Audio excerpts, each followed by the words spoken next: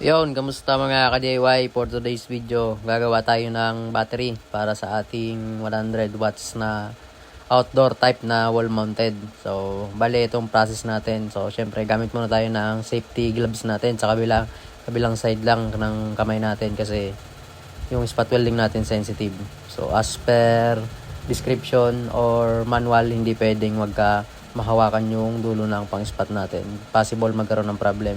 So ito, bagong bili natin na handle. Yung isa kasi natin na pang holder ng battery medyo malaki. So ito, nickel strip natin. So okay na to mga ka-DIY. So hindi ko na sukat yung exact size nito.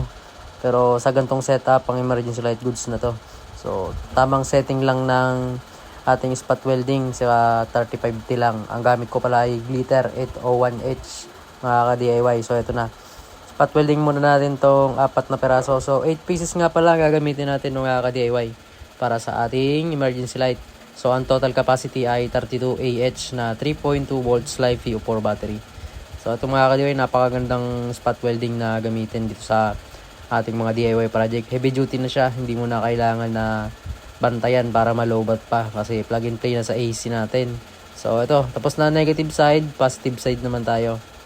So ang tawag sa connection na to ganito mga ka-DIY ay parallel connection. Ibig sabihin parallel, lahat ng negative magkakasama. Lahat ng positive naman ay magkakasama din. So, yun yung technique dito. So, separate video ko na lang yung paglalagay ng BMS protection board mamaya. Papakita ko rin sa inyo yun. So, medyo busy lang tayo ng mga nakarang araw.